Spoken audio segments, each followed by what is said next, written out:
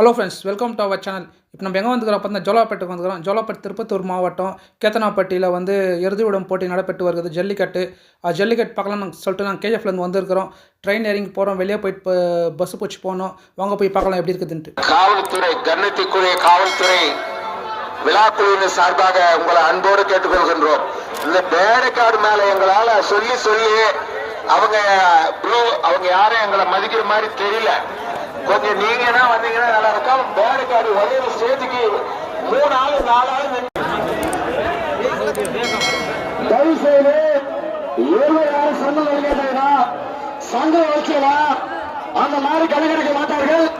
சங்கத்தின் சார்பாக தடை செய்யப்படும்.